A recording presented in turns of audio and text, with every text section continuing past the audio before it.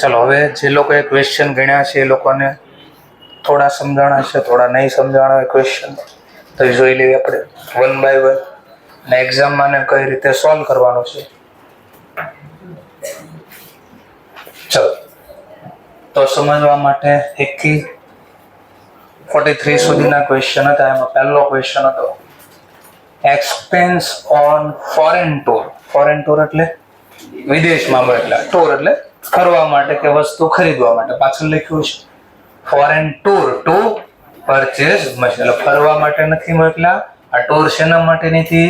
Purchase machine. તો વિચારો machine ખરીદવું કઈ એક્ટિવિટી કહેવાય? રેવન્યુ કે કેપિટલ? સરસ. પણ હવે રીઝનમાં શું લખવું? ભાઈ ખર્ચો તો કેપિટલ છે, એ તો લખ્યું.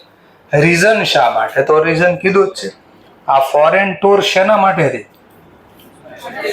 હા, તો એનો મતલબ મશીનને એક્વાયર કરવા માટેનો ખર્ચ હતો. મશીનને એક્વાયર. તો આપણા મટીરિયલમાં જો પહેલું લખ્યું હતું કેપિટલ એક્સપેન્ડિચર શા માટે થાય? વાય ઇન્કર્ડ, આવું લખ્યું હતું ને આપણા મટીરિયલમાં. જો ને ક્લિયર કટ રીઝન લખ્યું હતું કે વાય અથવા વેન વિલ ઇન્કર્ડ. તો એમાં પેલા વાય વાળો ક્વેશ્ચન જો એમાં લખ્યું, પહેલું શું લખ્યું હતું? એક્વાયર ફિક્સ એસેટ, એવું કઈ લખ્યું હતું, અથવા ફિક્સ એસેટ એક્વાયર માટે. ભણ્યું કોઈને? નહીં સર, એવું નથી મળતું.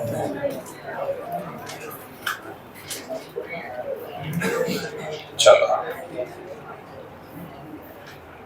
તો પહેલું 66 ઉપર લખ્યું વાય શા માટે? આ રીઝન તો પૂછો શા માટે, વાય કેપિટલ એક્સપેન્ડિચર રિક્વાયર. તો પહેલું હું લખ્યું તો ફિક્સ એસેટ એક્વાયર. તો આ મિલકત ખરીદવા માટે ખર્ચો કર્યો હતો. અને બી થી લઈને એફ જે આન્સર આપ્યા છે એ શેના માટે છે? આ બી થી લઈને એફ એ શેના માટે છે?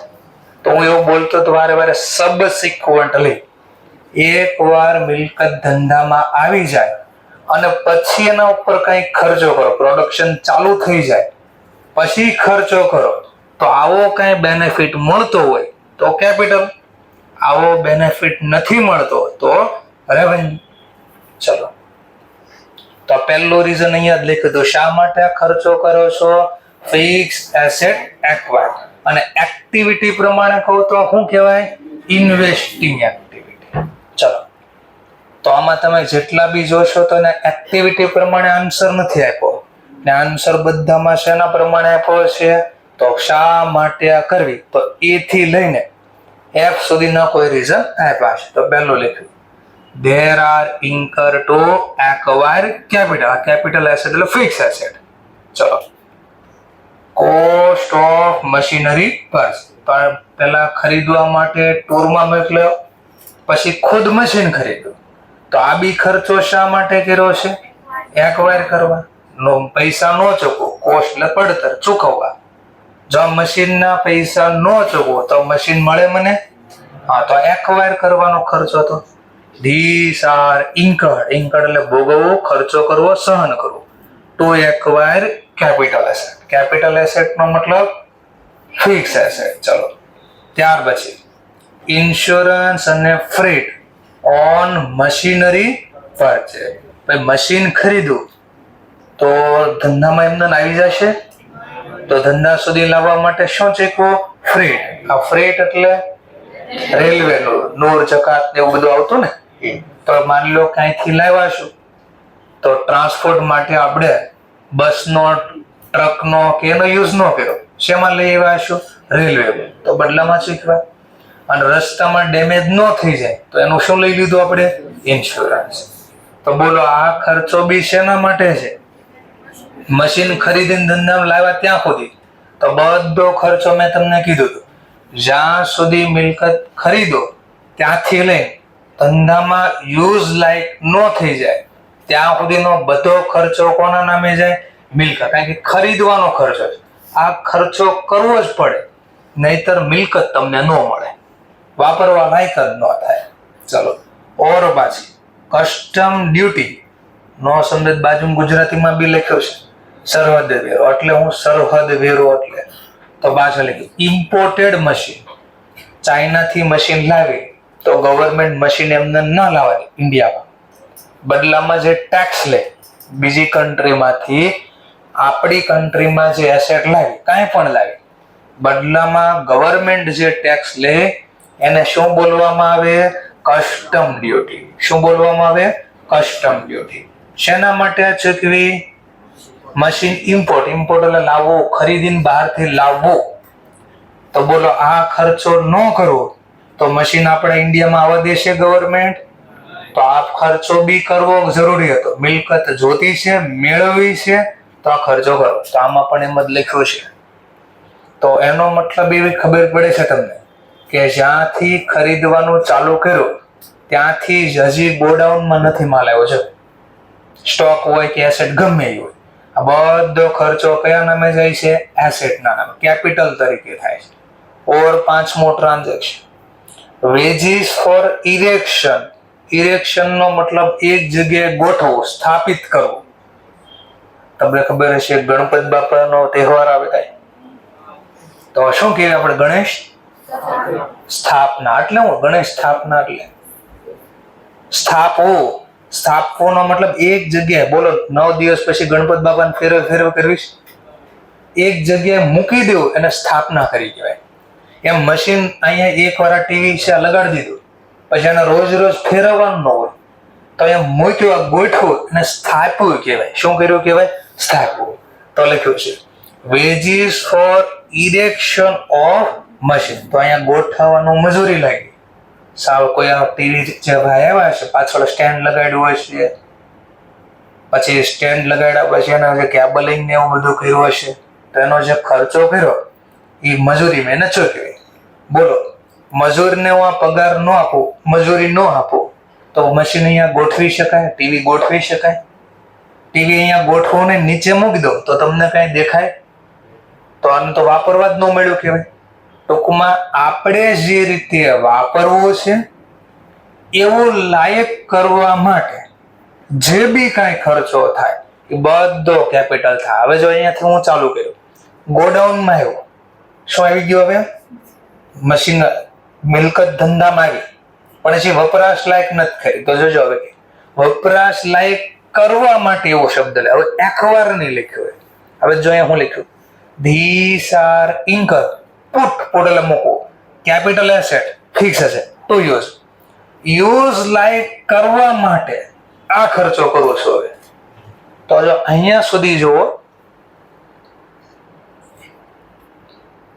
1 થી 4, તો આ બધા ખર્ચા જો પેલા મોકલો, એને ખરીદી કરી, નાખી લાવવાના ખર્ચા છે. તો એનો મતલબ ગોડાઉનમાં જે નથી આવ્યું ત્યાં સુધીના બધા ખર્ચા કેપિટલ જ છે. પણ ત્યાં કયો વર્ડ્સ લાગતો હતો? એકવાર. હવે આ મશીન ધંધામાં આવ્યો પણ જે વાપરવા લાયક નથી. જેમ કે હું ખાલી એસી દુકાને ખરીદી લો અને અહીંયા એસી મૂકી દો તો ચાલવા મળે ને એસી? ફરીથી દુકાનેથી એસી ખરીદ્યું ને અહીંયા મૂકી દીધું મેં, એસી ચાલવા મળશે? તો હવે એને ચલાવવું હોય શું કરવું પડે? પેલા ગોઠવવું પડે, ફિટિંગ કરવું પડે. તો પુટ ટુ યુઝ કહેવાય. અને શું કહેવાય? Put to use. પુટ એટલે મૂકો, અહીંયા મૂકી જાઓ, અને હવે એને શું કરી? યુઝ થશે. નીચે મૂકી દો તો યુઝ થાય નહીં, તો કઈ કામનું નહીં. પગમાં પવન આવે, અહીંયા પવન ન આવે.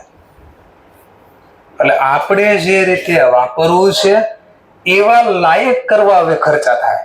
તો ભાગ પડ્યા. નામ તો કેપિટલ જ આવ્યું, પણ અહીંયા વર્ડ કયો આવતો હતો? એક્વાયર. હવે વર્ડ કયો ચાલુ થયો? Put capital asset to use. Use એટલે વાપરવા લાયક, પુટ એટલે મૂકવું. વપરાશ લાયક કરવા માટે જ્યાં મૂકવાનો ખર્ચો થાય છે એ હવે શબ્દ લખાયા.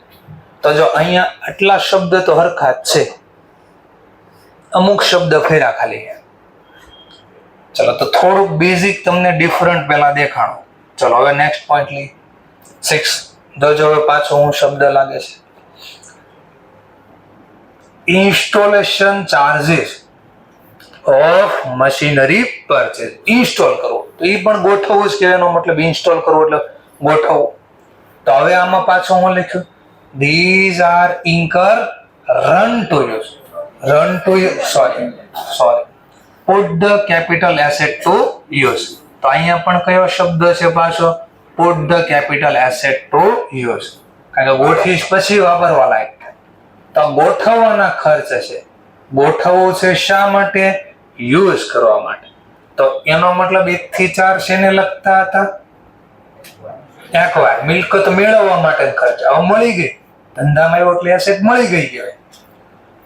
એસેટ મળ્યા પછી સીધી વાપરવા લાયક ન થાય, એને વાપરવા લાયકના ખર્ચા થાય છે. જો આ બધા વાપરવાના ખર્ચા ચાલુ થાય. ચલો હવે 7મું જોજો. Expense incur on a trial before asset is put. શું કરે છે? Trial run. ટ્રાયલ રન એટલે ડેમો લેવો એટલે ઇંગ્લિશ જ કહેવાય. ટ્રાયલ રન ઇંગ્લિશ જ કહેવાય. નાસ્તો નથી કર્યો ને, પાણી પીવું તો પી લેજો પાણી. ચલો આ બાજુ expense incur on a trial before asset is a put. Trial run નો મતલબ શું થાય? જેમ કે આપણા ઘરે કાંઈ પણ વસ્તુ નવી આવે તો એકવાર ચેક કરવી આપણે, બરાબર ચાલે છે કે નહીં. કોઈ પણ વસ્તુ નાના હશો તો ત્યારે તો મિકેનિકલ એન્જિનિયર બની જતા હશો, ખોલવાનો બી પ્રયત્ન કરશો, પાના ભેદ ચાલે કે અંદર શું છે જોવા. એમાં માની લો આ એસી છે, આ ટીવી છે, બોર્ડ છે, તો બોર્ડ લગાડ્યા પછી એને કલાક ચાલુ રાખે. શું કરે? કલાક ચાલુ રાખે અને બધું ડેમો આપે આપણને. ઘરે બીજો છે વોશિંગ મશીન વાળા ક્યારેક લીધું હોય નવું અને ઘરે હાજર હોય તો પૂછજો અથવા જોયું હોય છે. જે મિકેનિકલ એન્જિનિયર આવે ને એ શીખવાડે કે મશીન આમ યુઝ કરવાનું છે, ડેમો આપ્યો કે કઈ રીતે યુઝ, કઈ રીતે વાપરવા લાયક થશે. તો આ બી ખર્ચો જે છે એ બરાબર ચાલે છે કે નહીં? પુટ ટુ યુઝ બોલો તોય ભલે અથવા રન ટુ યુઝ બોલો તોય ભલે, બેનો મતલબ એક જ છે. આ વાપરવા લાયક માટે છે અને આ વપરાય છે કે નહીં બરાબર એના માટે છે. તો અહીંયા બી આ શબ્દ લખો તો બી નથી. Incur to capital asset to use એવું ન બોલો તો શું લખી શકાય? Run to use. ચાલો ત્યાર પછી cost of second hand machinery purchase. Second hand એટલે ચલો તો આપણે બધા તમે રોડે જતા હશો બહુ બધું લખ્યું હશે. શું બહુ બધું લખ્યું હશે? રિક્વાયર્ડ છે બરાબર. ઓકે, પ્રોબ્લેમ હોય, કઈ તકલીફ જેવું હોય, માની લો વોમિટિંગ જેવું કઈ થતું હોય, બીમાર હોય, માથું કઈ તકલીફ જેવું હોય તો પરમિશન લેવાની જરૂર નથી, તરત નીકળી જવાનું બહાર. બરાબર છે, વેઇટ નહીં કરવાનું. ચલો cost of second hand machinery purchase. આમાં શું હોય? સેકન્ડ હેન્ડ મશીન પરચેસમાં તો બહુ બધા મેળા ભરાય છે. શેના મેળા? કાર મેળા. તો એમાં શું હોય? બધી જૂની હોય કે નવી હોય, પણ આપણે પહેલી વાર ખરીદવી છે ને એ ભલે જૂની રહે. આપણે પહેલી વાર ખરીદવી પછી જૂની મશીનરી હોય તો એ ભલે નવી હોય. તો આ બોલો પહેલી વાર ખરીદી ને ભલે જૂનો રહ્યો, ખરીદો તો આપણે પહેલી વાર ને. અહીંયા લખ્યું ને સેકન્ડ હેન્ડ તો ઘણા કે બીજી વાર ખરીદ્યું. બીજી વાર નથી ખરીદ્યું. સેકન્ડ હેન્ડ નો મતલબ વપરાયેલી મશીનરી ખરીદી. આપણે નથી વાપરવું, કોઈએ વાપરેલી મશીનરી ખરીદી, પણ આપણે તો પહેલી વાર ખરીદવી છે ને. તો આપણા માટે ઉપર જે હતું અહીંયા નવું હતું, આ જૂનો છે. તો અહીંયા બી માં સેમ આવ્યો. જો હજી ધંધામાં નથી આવ્યો ત્યાં સુધી કયો વર્ડ્સ લખાશે? એકવાર કેપિટલ થશે. એકવાર ધંધામાં આવે અને પછી એને વપરાશ લાયક કરવા ખર્ચો કરવી તો કયા નામ આવશે? Put the capital asset to use અથવા તો રન ટુ યુઝ. ડિફરન્સ સમજાવવા માંડ્યો? થોડું ડિફરન્ટ. આ જો ઘરેથી લખ્યું એટલે થોડો આઈડિયા આવ્યો છે કે ભાઈ અહીંયા કેમ આવું લખે છે. તમે લખ્યું છે એના કરતા રીઝન અલગ આવતું હતું થોડું, તો ડિફરન્ટ ખબર પડે કે અચ્છા આ રીતે સમજવાનું હતું. ચલો પાછું repair of second hand machinery before put to use એટલે તમે પહેલા જ કીધું ગમે એ ખર્ચો હોય, મિલકત હજી વાપરવાનો ચાલુ નથી કરી એ પહેલાનો ગમે એ ખર્ચો ન થાય. ગમે એટલે ગમે એ બધો કયા નામે જશે? એસેટના નામે. તો આ બી ખર્ચો મારે એક્વાયર કરવા માટે અથવા પુટ ટુ યુઝ માટે જે બોલો એ એક્વાયર કરતા બોલો ધંધામાં આવી ગયો છે, અનરિપેર કર્યો છે, તો એને કયો શબ્દ બોલાય? Put to use. ધંધામાં આવ્યું ન હોત, દુકાને જ્યાંથી ખરીદો સેકન્ડ હેન્ડ કાર, માની લો સમજવા સેકન્ડ હેન્ડ કાર ખરીદી, હવે એનો કાર ભટકાયેલી હતી, થોડી ડેમેજ થયેલી હતી, દરવાજો થોડો વળી ગયેલો હતો, તો આપણે એને રિપેર કરાવ્યો ત્યાં જ, ગમે ના રિપેર કરાવો. ધંધામાં જે આવ્યો છે નહીં, તો એ ખર્ચો કયો કહેવાય? કેપિટલ. અવશ્ય એક્વાયર લખો કે પુટ ટુ યુઝ લખવા થાય.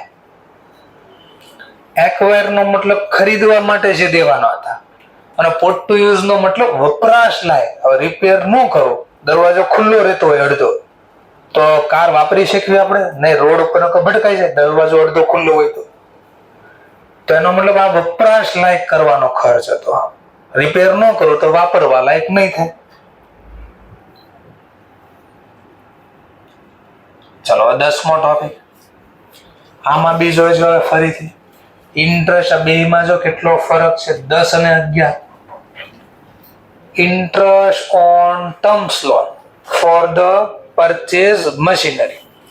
Commercial production has not beginning નો ભૂતકાળ, બિગન શરૂ કરવું. Production has not begun till એટલે સુધી, હજુ સુધી, till the last day of the accounting year. આપણું વર્ષ થયું પૂરું, અકાઉન્ટ નો સમય પૂરો થઈ ગયો લખવા, ત્યાં સુધી હજી પ્રોડક્શન ચાલુ થયું નથી. વપરાશ લાયક ચાલુ થઈ ગયું, વાપરવાનું ચાલુ થઈ ગયું.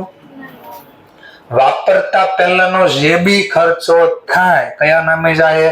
કેપિટલ. ગમે એટલે ગમે, તો આ બી ખર્ચો તમારો કેપિટલ જ થયો. શા માટે તો કીધું, હવે વ્યાજ નો કીધું. હવે વ્યાજને કેમ પુટ ટુ યુઝ માટે એવું ન લખ્યું અહીંયા? આમાં આગળ બધે પુટ ટુ યુઝ લખતા હતા, પુટ ટુ યુઝ. આમાં પુટ ટુ યુઝ કેમ ન લખ્યું?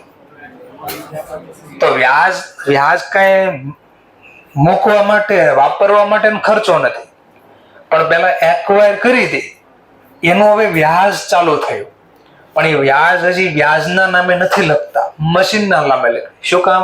તો હવે કહે છે કે કમર્શિયલ પ્રોડક્શન હજી નથી ચાલુ થયું, એટલે પહેલા લખ્યું જો કે વ્યાજ લાગ્યું શા માટે, તો પહેલા લખ્યું ઇન્કર ટુ એક્વાયર કેપિટલ. તો પહેલા લોન લીધી હતી, શા માટે વ્યાજ લાગે? ક્યારે? પહેલા લોન લેવી તો પહેલા કીધું કે આ ખર્ચો શા માટે થાય છે, તો કે લોન લીધી હતી. શેના માટે લીધી હતી? Acquire asset. અને હવે આ વ્યાજને કેમ તમે રેવન્યુ તરીકે નથી ગણ્યું? તો હવે રીઝન પાછું આનું હતું, વ્યાજનું. The commercial production has not yet begun. એટલે હજી સુધી શરૂઆત થઈ નથી પ્રોડક્શનની, એટલા માટે. હવે આમાં જોજો બેમાં ફરક કેટલો છે. તો અહીંયા સુધી બેમાં સેમ જ હતું. લોંગ ટર્મ, આ ટર્મ લોન નો મતલબ હું પેલા ટર્મ્સ લોન, લાંબા ગાળાની, લાંબા સમય માટે, એટલે ટર્મ્સ કહેવાય. સમયગાળો એટલે ટર્મ્સ બોલવામાં. Term loan for the purchase of, એટલે 5, 10, 15, 20 વર્ષ, 4 વર્ષ, 2 વર્ષ માટે લોન લીધી, ટર્મ લોન કહેવાય. The commercial production has already began.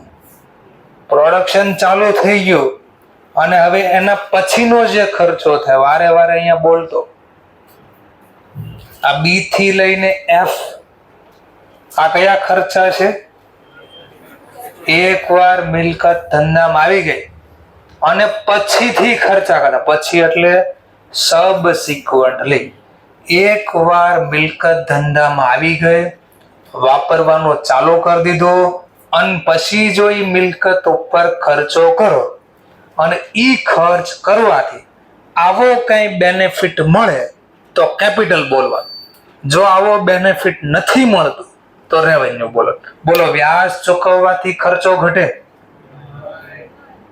Efficiency વધે, કામ કરવાની મશીનની ક્ષમતા વધી જાય, પ્રોડક્શન વધી જાય. કે ભાઈ હવે વ્યાજ ભરવી છે તો 1000 મીટર કપડું બનતું હતું, 5000 મીટર કપડું બનશે, વ્યાજ લાગે ને? આવું થાય. પ્રોફિટ વધી જાય, એસેટની લાઈફ વધી જાય, મશીન ભાઈ વ્યાજ ભરવી તો મશીન 5 વર્ષની બદલે 10 વર્ષ ચાલે. જો આવું થતું હોય તો 10 વર્ષની લાઈફ હોય 9 વર્ષ થાય ને તો હું શું કરું, લોન લઈ આવું એક. તો ઓર પછી 10 વર્ષ મશીન હાલશે કે હવે લોન લીધી પાછી આને. આવું થતું હોય કાંઈ તો કેપિટલ, આવું નથી થતું તો રહેવા. હવે વિચારો, વ્યાજ ભરવાથી કોઈ બેનિફિટ મળ્યો બી થી લઈને એફ? તો હવે આ કયો ખર્ચો ગણાય? રેવન્યુ. અને રેવન્યુ હવે તો રેવન્યુ ખર્ચો શા માટે થાય? તો એમાં જો રેવન્યુમાં હું લખ્યું હતું, રોજ રોજ આ નોર્મલ ધંધાને ચલાવવા માટે અથવા મેન્ટેન અર્નિંગ કેપેસિટી. હવે હું લખ્યું જો મેન્ટેન કેપિટલ એસેટ. તો આપણે જે એસેટ ખરીદી એ આપણી પાસે રવા દેવી હોય તો વ્યાજ ભરવું પડે, ન ભરવું તો લઈ જાય. સમજાણો ડિફરન્ટ? એટલે કેપિટલ ખર્ચો હતો એ રેવન્યુમાં જ્યારે લખાય તો રીઝનમાં હું લખી દેવાનું, મેન્ટેન કેપિટલ એસેટ.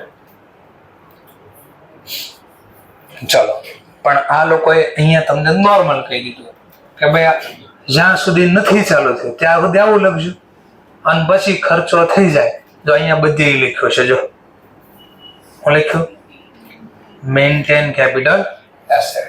તો અહીંયા બી તમે લખી શકો. તો આખું લખવું હોય તો આમ લખાય, કમર્શિયલ પ્રોડક્શન ઓલરેડી બિગન, અને પછી આ લખી શકાય these are incurred to maintain capital. એટલે જ અહીંયા બોક્સ ખાલી રાખ્યું કે તમારા પાસે બે ઓપ્શન છે, ખાલી એટલું લખો આટલું નથી લખવું. તો કેપિટલ ખર્ચો જો રેવન્યુ બને તો પછી આ શબ્દ હારે લખી દેવાનો. ઓકે, ચલો. તો બે લખો તોય વાંધો ને આટલું લખો તોય વાંધો. હું તો સલાહ આપું ત્યાં સુધી આ લખવાનો શબ્દ. ચલો, હવે પાછો જો repair of machine after machine are put to use. તો મેં કીધું સબસિક્વન્ટલી એક વાર ધંધામાં આવી વાપરવાનું ચાલુ કરી પછી ખર્ચો થાય. ચલો, રિપેર કરવાથી બી થી લઈને એફ કઈ લાભ મળે? ક્યાંય લખ્યું છે કે રિપેર કરવા બાજુમાં લખ્યું કોસ્ટ ઘટી, પ્રોફિટ વધ્યો, એફિશિયન્સી વધી, પ્રોડક્શન વધ્યું કે એસેટની લાઈફ વધી? એવું ક્યાંય પાછળ લખ્યું છે? તો એવો બેનિફિટ નથી મળતો. તો અને કેપિટલ ખર્ચો જો રેવન્યુ બને તો કયો વર્ડ લખવાનો? Maintain capital asset. જો રિપેર ન કરો તો મશીન ચાલે? તો મશીન ચાલે જ નહીં તો મેન્ટેન ન થયું, મેન્ટેન નહીં થયું, ધંધો નહીં ચાલે. તો આ મિલકતને મેન્ટેન કરવા, જાળવી રાખવા ખર્ચો કરવો પડે. જેમ કે તમે બી જોજો, તમારી જે ટોવેલ છે એમાં એન્જિન ઓઇલ નાખતા હશો. શું કામ નાખો છો? કંપનીએ કીધું એટલે. તો કંપની તો ઘણું બધું કે છે, બધું આપણે નથી કરતા.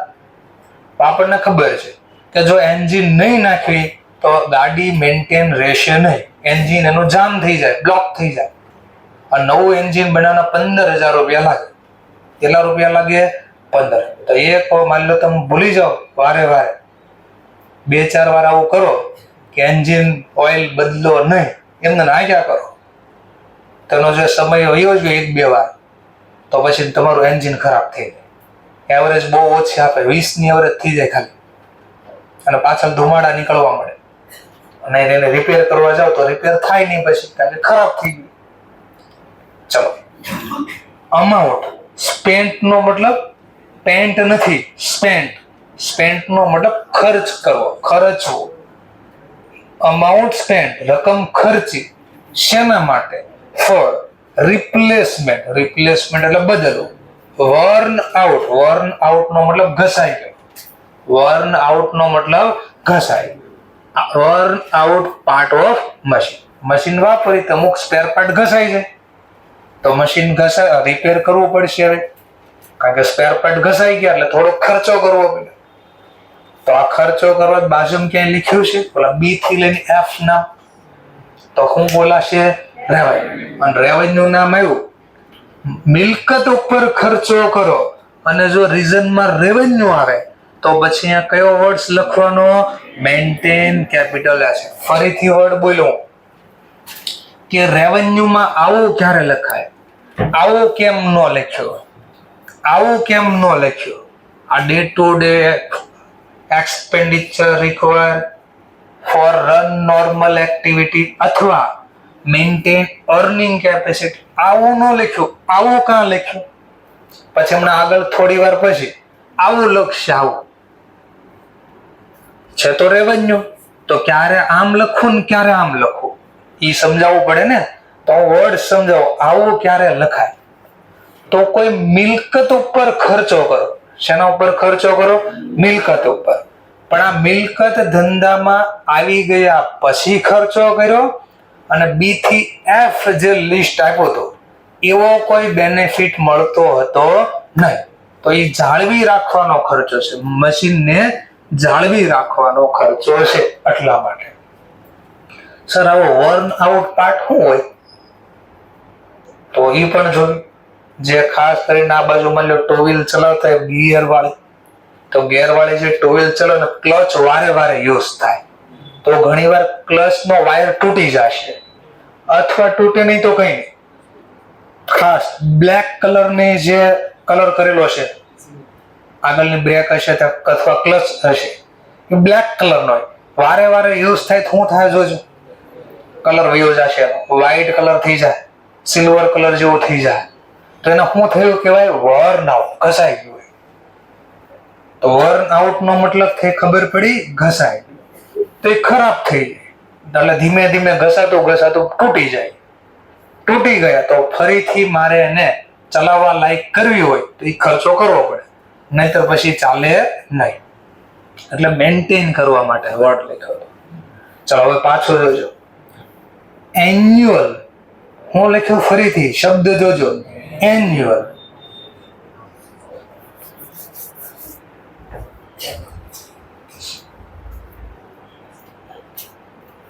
કેપિટલ એક્સપેન્ડિચર કેવા નેચરનું હોય?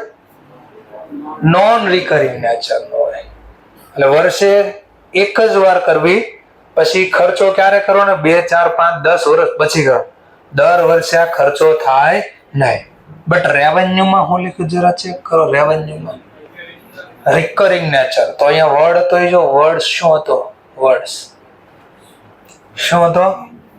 એન્યુઅલ. એન્યુઅલ નો મતલબ વાર્ષિક, દર વર્ષે, ટૂંકમાં વાર્ષિક. મેન્ટેનન્સ ફી ઓફ મશીન, મશીનને મેન્ટેન કરવું પડે. જેમ કે સર એકાદો ડેમો આપો. આ એસી છે, એને દર 3 મહિને કે દર 5 મહિને કે દર 6 મહિને યુઝ ઉપર હોય. જેમ કે કંપની એવું કે દર 6 મહિને તો એટલીસ્ટ એક વાર આને સર્વિસ કરવી પડે. જો સર્વિસ નહીં કરો તો આમાંથી કુલિંગ આવવાનું બંધ થઈ જાય, જામ થઈ જાય. તો ઘણા લોકોને કદાચ મનમાં ક્વેશ્ચન હશે કે અમને કેમ અહીંયા ચપ્પલ પહેરીને બેસવા નથી દેતા, ચપ્પલ કેમ નીચે કઢાવે છે, શું પ્રોબ્લેમ છે? સ્કૂલમાં કે અમે બીજે ક્લાસીસમાં જતા ત્યાં તો ન કઢાવતા, તમારે જે કઈ તકલીફ પડે છે? ક્વેશ્ચન થતો હશે મે બી. તો એના 2 રીઝન હતા. એક તો રીઝન પહેલું, અહીંયા તમે જેવા ચપ્પલ પહેરીને આવો સાથે માટી ને એવું આવે, એ માટી ને એવું આવે એસીમાં જાય, આ બ્લોક થઈ જાય, તો તમને જ કુલિંગ ઓછું મળશે. બીજો તકલીફ એ હતી, બહારથી આવે તો ગમે એમ જગ્યાએ ચાલીને આવ્યા હોય અને પછી અહીંયા આવે અંદર, તો એટલા બધા સ્ટુડન્ટ હોય તો ચપ્પલમાં બધી, કોઈ ભીનું ચપ્પલ હોય, કોઈ કોરું ચપ્પલ હોય, અલગ અલગ હોય, તો સ્મેલ અલગ અલગ આવે. તો એ તકલીફ ન થાય એટલે આનું સમાજ. અમે પેલા બેસવા દેતા, પણ આ 2 પ્રોબ્લેમ થવા માંડ્યા. અને અમુકને પછી જાણી જોઈને મજા આવતી. અમુક લોકો કાંડ કરવામાં માનતા હોય, એ જાણી જોઈને એવું કરીને લાવે અહીંયા અંદર, અને પછી બાજુવાળાને કહેજો તને કઈ તકલીફ પડે, મને મજા આવે છે. તો કે ને દેડકાનો જીવ જાય અને કાગડાને મજા આવે. સ્ટોરી ખબર છે કાગડો ને દેડકાની? દેડકો એની આંખ જે હોય ને એ ચમકે, બહુ ચમકદાર આવે. કાગડો એ જોઈને એ એટ્રેક્ટ થાય, એ કે આ કેવી વસ્તુ ચમકે છે, એટલે એમાં એ જે ચમકદાર વસ્તુ છે ને એટલે એને ક્યાંક થાય કે આ ક્યાંક છે. એમ દેડકાનો આકાર એવો હોય, પથ્થર હોય, લાઈક પથ્થર જેવો દેખાય. તો કે કાગડાને એમ થાય કે નાની એવું ક્યાંક જીવડું છે જે ચમકે છે, કારણ કે આંખ બંધ ચાલુ એને થાય, કારણ કે દેડકાને જોઈએ આંખ બંધ થાય એટલે કવર ઉપર ને કવર બહાર ખુલે, એટલે એને કન્ટિન્યુ એવું લાગે કે જીવડો છે. એટલે એ જીવડાને પકડવા માટે એને મસ્તી થાય કે આમ ચાંચ મારવાનો પ્રયત્ન કરે, આમ ચાંચ મારે એટલે ઓલું કવર બંધ કરી દે દેડકો, એટલે એને મજા કે આ તો બહુ સારું છે, એ વળી પાછો ચાંચ મારે એટલે એને મજા આવે છે. પણ જીવ કોનો જતો હોય? કેમ એનો જીવ જતો હોય? કારણ કે આંખ ફૂટી જાય તો કેવી મજા આવે? આવું છે નહીં. તો એમ ઘણા લોકોને આવું થતું હોય કે ક્યાંક નવું કરે ને તો એને મજા આવતી. શું કામ મજા આવે? બાજુ વાળો હેરાન થાય ને એટલે. તો આવું બહુ બધા કરતા સ્ટુડન્ટ, તો આપણે પછી સિસ્ટમ નાખી દીધી, બીજી ત્રીજી સિસ્ટમ આવતી, ઓર મસ્તી કરે, થોડી બાંધવાનું ચાલુ થયું આજુબાજુમાં, એટલું તો રહે છે. કારણ કે અંગ્રેજોના જમાનામાં આપણે ભાગલા પાડો ને રાજ કરો એ તો બહુ ખબર હોય આપણને, એટલે બેન્ચીસ ઉપર ભાગ પાડી દે, મારી જગ્યામાં તાર નહીં આવવાનું, ભાઈ થયો એટલે ખાસ ચોપડો આવે એક ઢીકો મારે, મારી જગ્યામાં કેમ આવ્યો?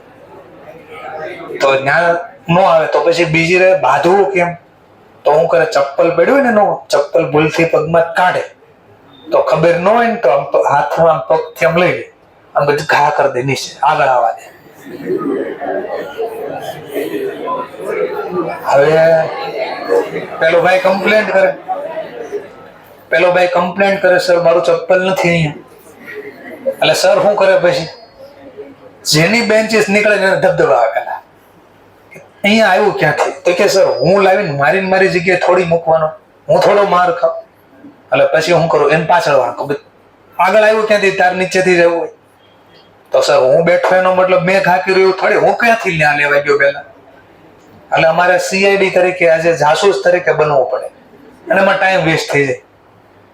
એટલે બધી સિસ્ટમ ન થાય એટલા માટે બંધ કર્યું. એટલે હવે મનમાં ક્યાંક એવું લાગતું હોય કે ભાઈ કેમ ચપ્પલ નથી પહેરવા દેતા, તો એના 2-4 રીઝન આપી દીધા. આપણે આ બાજુ રહીશું. જ્યાંની વાત થતી હતી તો અમારે ખાસ ક્લાસીસ વાળાને આ દર 1.5 મહિને આને સર્વિસ કરવો પડે, કારણ કે બહારથી આવો એટલી વધારે વાર ઓપન ક્લોઝ થાય, ઓપન ક્લોઝ. અને રોડ ઉપરનું આપણું મકાન પાછું, આ બારી એટલે ના પડે કે બારી ખોલવાની જ નથી અને બંધ જ રાખવાનું.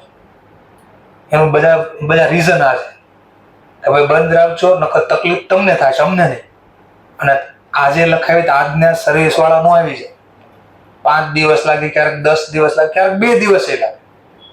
તો ત્યાં સુધી તમારે હેરાન થવાનું થાય ને, એ ન થાય. તો એન્યુઅલ દર આપવા જ પડે. નહીં આપો તો મિલકત ઠંડુ નહીં આપે, ઠંડી નહીં કરે, ઠંડી નહીં આપે તમને. તો આને મેન્ટેન કરવા દર વર્ષે મારે ફરજિયાત આપવું જ પડે. અમુક સમય થાય ને એટલે અમુકને બગાહા આવવાનું ચાલુ થઈ ગઈ. બગાહા આના કારણે આવે છે. ગરમી થતી હોય ને કોઈ દી ઊંઘ ન આવે, કોઈ કાળે ઊંઘ ન આવે. ગરમી થતી હોય ને કોઈ કાળે ઊંઘ ન આવે. આ ચાલુ હોય ને એટલે થોડોક ટાઈમ થાય કમ્ફર્ટ ફીલ કરાવે. શું ફીલ કરાવે? કમ્ફર્ટ. હા મજા આવે છે. મગજ ને જ્યાં મજા આવે ને એમાં હું બોલતો એની ટોપિક ન સમજાતો હોય એટલે મજા આમાં આવતી, એટલે ઊંઘ આવે. આ બધું સાયન્ટિફિક છે બધું. ચલો, તો આ પણ શા માટે લખ્યો કે આ એસેટ ને મેન્ટેન કરવા. જો હું રિપેર નહીં કરાવું, સર્વિસ નહીં કરાવું તો વાપરવા લાયક રહેશે નહીં. ચલો, મની સ્પેન્ટ. હવે જોજો કામનો પોઈન્ટ ચાલુ થયો. મની સ્પેન્ટ, પાછો પૈસા. જો અહીંયા એટલો વર્ડ્સ ફેર્યો, અહીંયા હું લખી દઉં અમાઉન્ટ. અમાઉન્ટ ની બદલે હું લખું મની. ચલો, તો અમાઉન્ટમાં પૈસા જ હોય, મનીમાં પૈસા જ હોય, તો વર્ડ એક ને એક છે. હવે શા માટે જોજો word money spent to reduce. Reduce નો મતલબ ઘટાડવું. શું ઘટશે? Working expense. તો તમને એક્ઝામ્પલ યાદ આવતો હોય કે હું ખર્ચો કરું તો મને જો આમાંથી એક બેનિફિટ મળતો હોય, કયો બેનિફિટ મળતો હોય કે પછી મિલકત ઉપર ખર્ચો કરું તો શું ઘટે? કોસ્ટ ઘટે. આ એરો ડાઉન હતો, ઘટે. ઘટે ને ઇંગ્લિશમાં શું કહેવાય? Reduce, decrease. રિડ્યુસ અથવા ડિક્રીઝ. તો મારો ખર્ચો ઘટે. એમ લખ્યું છે વર્કિંગ, ચલાવવાનો ખર્ચો ઘટ્યો. મેં એક્ઝામ્પલ આપ્યું હતું કારનું. કે ગાડી ચલાવવાનો મારે ખર્ચો કેટલો લાગતો હતો પેટ્રોલ થી 1 કિલોમીટર ચલાવવાનો 6.75 એપ્રોક્સ, એટલે ₹6.5 લાગતા હતા. મેં શું કરી દીધું એમાં સીએનજી કિટ બેસાડી દીધી, તો ખર્ચો કેટલો થઈ ગયો એપ્રોક્સ 3.5, 3.5. પણ એ ઘટ્યો ક્યારે?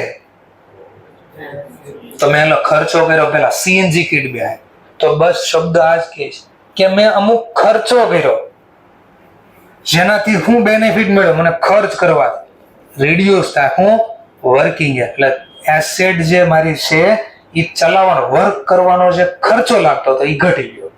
તો બોલો લખ્યું તો એ રીઝન મળ્યું તમને? કોસ્ટ ઘટી, કોસ્ટ એક્સપેન્સ કોસ્ટ ખર્ચો કર્યો તો મને ધંધો ચલાવવાનો એસેટ ચલાવવાનો જે ખર્ચ લાગતો તે ઘટ્યો. તો અહીંયા હું લખ્યું છે કેપિટલ. હવે જોજો, જ્યાં એકવાર મિલકત આવી ગઈ પછી ખર્ચો કર્યો, બી થી એફ બેનિફિટ મળ્યો તો લખ્યું કેપિટલ. હવે રીઝનમાં શું ચાલુ થયું છે?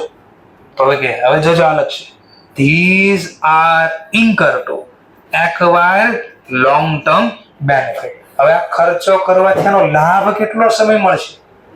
1 વર્ષ કરતા વધારે સમય.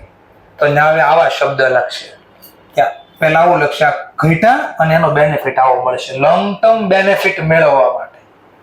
તો જે હવે 3 ભાગ પડ્યા ટોપમાં, કયા 3 ભાગ પડ્યા કેપિટલના?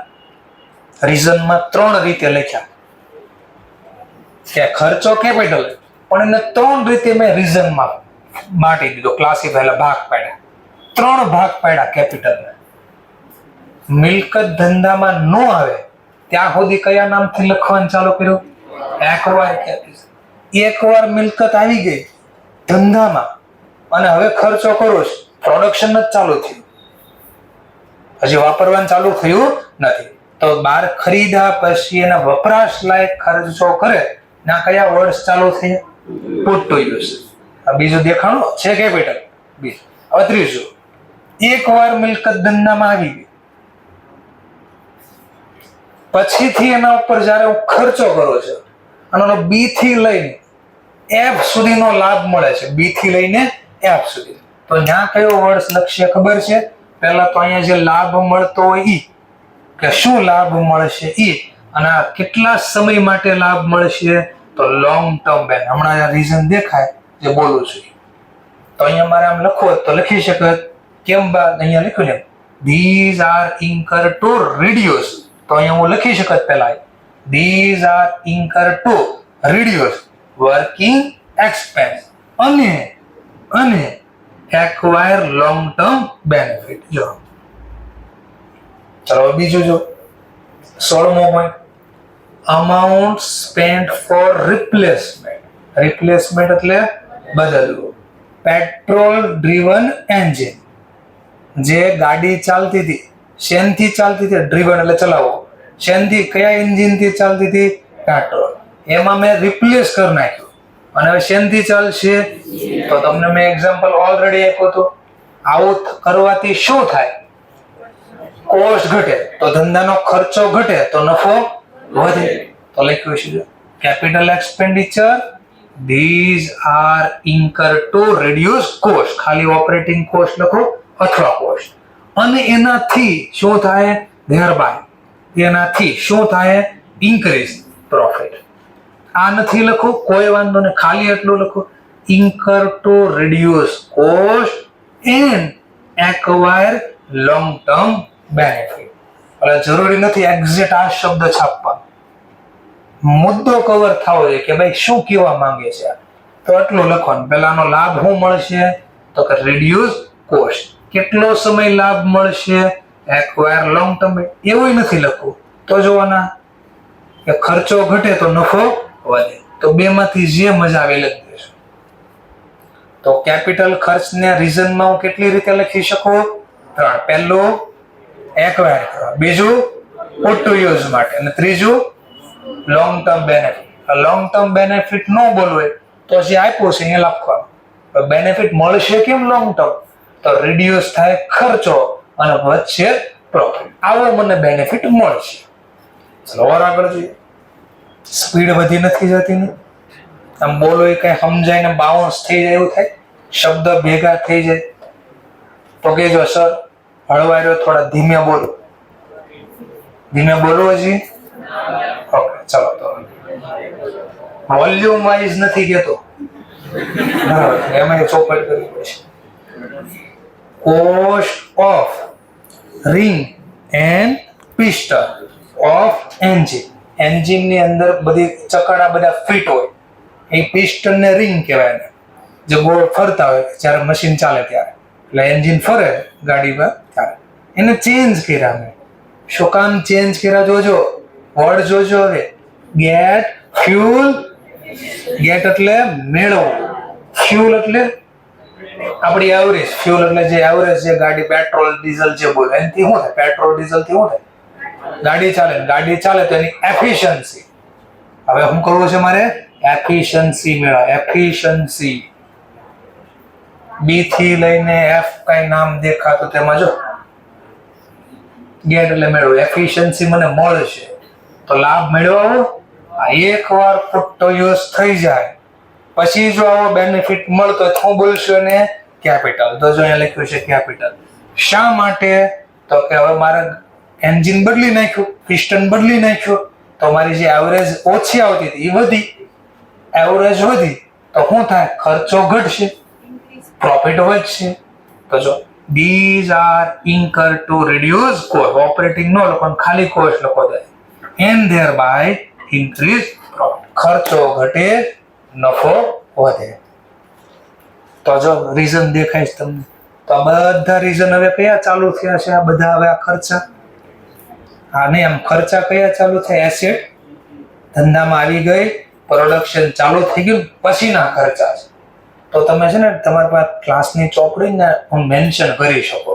તો તમને અત્યારે જો એક બીજું કહી દઉં, અત્યારે જે ચેપ્ટર હાલતું હોય ને આવડતું હોય, એનો ટોપિક હાલે છે, 10 દિવસ 15 દિવસ જૂનો ટોપિક થાય ને એટલે મારા બોલેલા શબ્દ ભૂલાઈ જાય.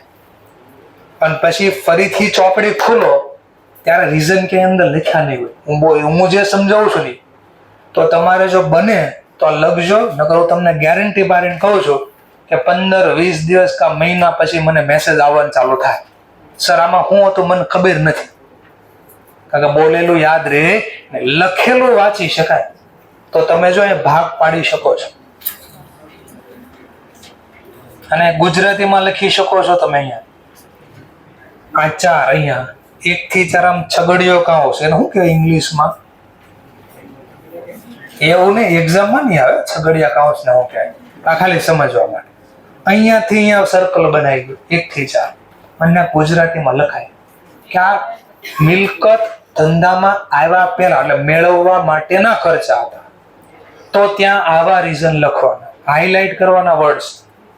પછી 6 મહિના પછી જો ને તો આ તરત એટલું તમારા હાથે લખેલું વાંચો ને એટલે તમને ખબર પડી જાય મેં અહીંયા હું સમજ્યો હતો.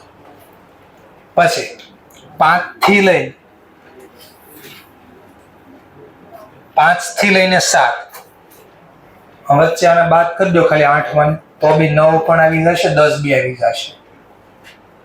તો પેલા 5 થી 7, 5 થી 7 છે એના માટે હતા ગુજરાતી એટલે કે ધંધામાં આવી ગયા પણ હજી પ્રોડક્શન ચાલુ નતું થયું.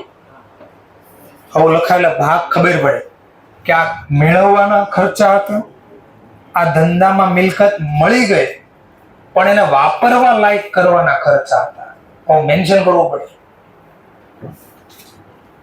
ચલો પછી પાછું હવે તમે જે અહીંયા ચાલુ કરશો 11 નંબર થી લઈ 11 થી વાંધો 11 થી લઈને 14, 11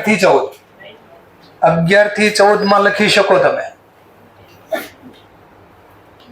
પ્રોડક્શન ચાલુ થઈ ગયું પણ બી થી એફ લાભ નથી મળતો એટલે રેવન્યુ છે. બી થી એફ લાભ નથી મળતો એટલે રેવન્યુ છે. રેવન્યુ રીઝન લખ્યું. હવે આમાં હું લખશો 15, 16, 17, 18 માં હું થઈ છું પેલા 18 એવું જ છે.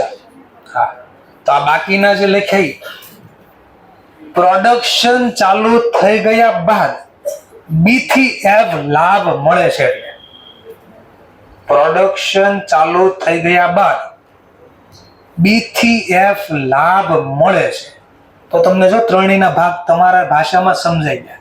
એટલે રીઝન કયું લખવું ને અહીંયા ખબર પડે કે આવો ક્વેશ્ચન આવે તો આવો રીઝન લખવાનું, આવો ક્વેશ્ચન આવે તો આવો રીઝન લખવાનું. તો બસ મારો પર્પઝ આ હતો, 2 વાર લખવા એટલે આપ્યું હતું કે આ કામનો ટોપિક હતો, આ નહીં ખબર પડે અને એક્ઝામમાં પૂછશે. શેમાં પૂછશે? પહેલો જ ક્વેશ્ચન નંબર 1 20 માર્ક્સનો ક્વેશ્ચન હશે અને કમ્પલસરી હશે. કમ્પલસરી નો મતલબ અથવામાં કાંઈ નહીં હોય અને એમાં ટ્રુ ફોલ્સ માં આવશે. ટ્રુ ફોલ્સ માં આવું આવશે, ધ્યાનથી જો. Money spent to reduce working expenses are revenue, true or false. અને પછી પાછું કીધું છે રીઝન પણ આપો, ગીવ ધ રીઝન. શા માટે આ ફોલ્સ છે તો રાઈટ રીઝન આપો. તો તમારે રાઈટમાં લખવું પડશે કે આવું કરવાથી શું થાય, શા માટે રેવન્યુ નથી, તો તમારે લખવું પડે these are incurred to reduce the operating cost and thereby increase profit. તો રીઝન તમારે લખવાનું આવશે ને, ખાલી ટ્રુ ફોલ્સ લખત નહીં માર્ક્સ મળે, એનું રીઝન બી લખવું પડશે. તો આટલા માટે આ તમને ઘરેથી આવ્યું હતું કે મગજમાં ક્વેશ્ચન ક્રિએટ થયો, સર આવું ક્યારે લખે, ખબર નથી પડતી ક્યારે કયો શબ્દ વાપરે છે. હવે ખબર પડવા મળી, જેને લખ્યું છે ને તો એને ખબર હશે કેવી ક્વેરી ક્રિએટ થઈ હતી. પણ લખ્યું જ ન હોય ને એને કઈ ખબર જ નહીં પડે, કારણ કે ક્વેશ્ચન જ ન થયો, સીધો આન્સર મળ્યો. મગજ એક જ વાર હાલ્યું, પણ જાતે લખ્યું ને તો મગજ 2 વાર હાલે. એક જાતે ક્વેશ્ચન ક્રિએટ કરે અને બીજો નહોતો આવડ્યો અને હવે હું બોલું ને એક્ઝેક્ટ સમજે કે હું આવું સમજતો હતો, હવે આમને આમ સમજવાનું, તો એના પાસે 2 વાર આન્સર હોય. એટલે હોમવર્ક આપો ને મહેરબાની કરીને લખો, બરાબર છે.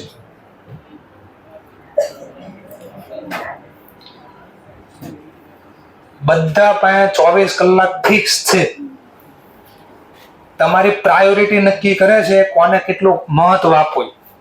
કોઈ કે અમે બહાર ગયા હતા, બહાર આખો દિવસ ગયા હતા, કોઈ વાંધો નહીં, શનિવારે હોમવર્ક આપ્યું બપોર પછી.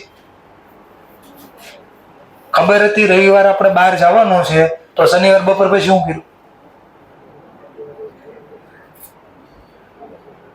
પ્રાયોરિટી નો ખેલ છે. આના બદલે એક્ઝામ હોત, બોર્ડની એક્ઝામ હોત તો શનિવાર ખબર હોય, માની લો 2 દિનની વચ્ચે રજા આવતી તમારે, એટલે હોળીમાં 4-5 દિનની રજા હતી, 100 જે રજા હતી, તો તમે શું કરતો ત્યારે? તો પેલા અમુક સમય તો વચ્ચે આપ્યા જશે ને વાંચવાને. તો પ્રાયોરિટી નો બધો ખેલ છે. એટલે એક્સક્યુઝ આપો એ કોઈ બચાવ જ નથી. Given an excuse is not a remedy for the exception.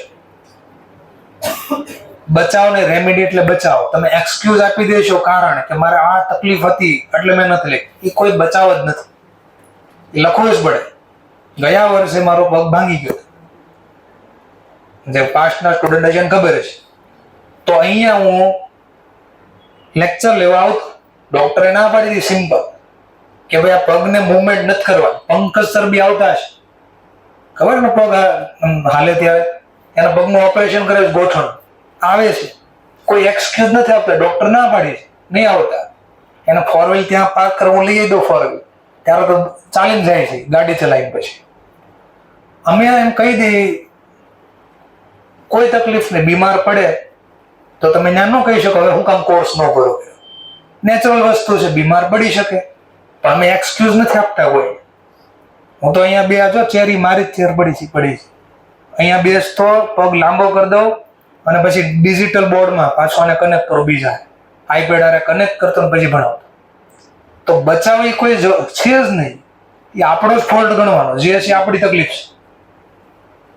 બચાવ ચાલશે જ નહીં. જેટલું એક્સક્યુઝ આપ્યું એટલા નબળા બનશો. જેટલું એક્સક્યુઝ આપશો નબળા તમે એટલા બનશો. મગજ તમારું એવું જ હોય, એ બચાવ જ ગોતતો હોય, નથી કરવું એવું, બચવાનો પ્રયત્ન કરતો હોય, બચાવ નહીં કરવાનો. પેનલ્ટી આવી ભોગવવા, ભોગવે નહીં બોલ. શું ભોગવે નહીં? ભોગવે ક્યારે? બોલો એ તો ઘણા શું કરે છે, બાજુવાળા જોરથી ઢીકો માર, પછી કે સરે કીધું ભોગવે નહીં બોલ. હું થયું ખબર પડી કઈ? આ શબ્દ બોલ્યો બહુ ઊંડાણ પૂર્વક હતો, એ 35 વર્ષ પછી જરૂર પડશે. પણ અત્યારથી થોડું થોડું શીખવાડશું. ચલો હવે આગળ પાછા 18મો ટોપિક, ઓવરહોલિંગ. આ હું સર, ઓવરહોલિંગ નો મતલબ થાય સ્થિતિ તપાસવી, સંજોગો ચેક કરવા. કાંઈ કરવું હોય તો પહેલા ગાડી કેમ બંધ થાય શું કરવી આપણે પહેલા જોવી ને, ચેક કરી શું થયું હશે આને, ચાવી આમ 2-3 વાર ચાલુ કરીને જોવી, બધું ચેક કર્યું. આ ચેક કરવું એને ઓવરહોલિંગ કર્યું કહેવાય. શું કર્યું કહેવાય? Overhauling expense for the engine of motor car. તો કારની, મોટર કારની પરિસ્થિતિ ચેક કરી. શેની? પાછી એન્જિન. અને પછી ખર્ચો કર્યો. શું કામ ખર્ચો કર્યો? તો ગેટ બેટર ફ્યુલ એફિશિયન્સી. બી થી એફ માં કઈ રીઝન હતું? સી. શું હતું? એફિશિયન્સી. ગેટ એટલે મેળવવો, એફિશિયન્ટ મળે તો વધે, તો એફિશિયન્સી વધી. તો જો પાછું રીઝન આવ્યું, આનાથી શું થાય? ઓપરેટિંગ કોસ્ટ ઘટશે, તો પછી પ્રોફિટ વધે છે. સમજાણો પોઈન્ટ? તો બી થી એફ રીઝન આવ્યો તો તમારે કેપિટલ લખવાનું ને આવું લઈ દેવાનું. ચલો હવે જો પાછું લીગલ એક્સપેન્સ, કાનૂની ખર્ચો કર્યો. શું? હવે તો અહીંયા તો આપી દીધો છે એક્વાયર બિલ્ડિંગ. તો આપણે ક્યાંક માલિકીયત કાંઈ જોતો હોય બિલ્ડિંગ નો, તો દસ્તાવેજ કરવો પડે. ખબર? દસ્તાવેજ. આ દસ્તાવેજ ને ઇંગ્લિશમાં કહે લીગલ એક્સપેન્સ. બોલો, લીગલ એક્સપેન્સ ન કરો તો માલિકીયત મળે, એક્વાયર થાય છે નહીં. તો અહીંયા બી તમે આ લખી શકો છો, these are incurred to acquire capital asset. પણ વચ્ચે એટલો શબ્દ મેળવો, ભાઈ કયો એક્વાયર કરવો છે? Ownership right of the capital asset. ખાલી એટલું લખો તો બી વાંધો નથી. these are incurred to acquire capital asset. અને વચ્ચે એડ કરવું હોય તો વાંધો નથી. શેનો કેપિટલ ખર્ચો કર્યો હતો? તો ઓનરશિપ મેળવવાનો ખર્ચો હતો. ચલો 20મો ટોપિક, અમાઉન્ટ સ્પેન્ટ કરી એટલે ખર્ચો કર્યો, વાપરા પૈસા. Repainting old building for the first time purchase. તો મેં એક એક્ઝામ્પલ આપ્યું હતું કે અમે મકાન ખરીદ્યું, કાળો કલર હતો એવું કીધું હતું. તો મેં કીધું અહીંયા ક્લાસીસ ચાલુ કરવા છે આપણે, એની પહેલા વપરાશ સારો થાય, છોકરાને આંખું ગરમ ન થાય, ઠંડી રહે, એટલા માટે આપણે અહીંયા વ્હાઈટ કલર, ત્યાં થોડો ડલ વ્હાઈટ એવો કલર કરવો છે ફર્સ્ટ ટાઈમ, પહેલી વાર. તો મેં તમને કીધું પુટ ટુ યુઝ, એની પહેલાનો ગમે એ ખર્ચો થાય બધો કયો જાય? કેપિટલ. કારણ કે મારે જેવી રીતે ઈચ્છાથી વાપરવો છે એવી રીતે વાપરવા માટે ખર્ચો કરવો જરૂરી. તો લખ્યું જો amount, these are incurred put the capital asset to use. તો મિલકત વપરાશ લાયક કરવા માટે આ ખર્ચો કરવો જરૂરી હતો. આ ખરીદવાનો નહોતો, બિલ્ડિંગ તો ખરીદી દીધું, પછી એને યુઝ કરવા માટેનો ખર્ચો હતો. હવે પાછો વર્ડ જોજો, amount spent on, એક મિનિટ, હા 21, amount spent on annual repainting. Annual એટલે વાર્ષિક. તો એનો મતલબ એકવાર તો મિલકત આવી ગઈ, એકવાર ધંધામાં મિલકત આવી ગઈ પછી ખર્ચો કરો તો સીધું રેવન્યુ કેપિટલ નહીં બોલવા, જોવાનું બી થી એફ કોઈ લાભ મળ્યો? બોલો, કલર કરવાથી શું થાય? બીજી વાર કલર કરો તો શું થાય? કાંઈ નહીં. એટલે પેલા જોવાનું, બિલ્ડિંગ ને ચલાવવાનો ખર્ચ ઘટી જાય, કોઈની એફિશિયન્સી વધી જાય, પ્રોફિટ અથવા તો પ્રોડક્શન, બિલ્ડિંગમાં પ્રોડક્શન તો થાય નહીં પહેલી વાત, તો પ્રોફિટ વધી જાય નહીં, એસેટની લાઈફ વધી જાય નહીં. કલર કરવાથી જો લાઈફ વધી જતી હોય ને, તો મારા માની લો મકાન 50 વર્ષ હાલે છે, 49મું વર્ષ થયું હોય, કલર કરાવી દો, પાછા 50 વર્ષ હાલે. કલર કરવાથી એસેટ મેન્ટેન રહે, લાઈફ વધે નહીં. વધે કોને કહેવાય?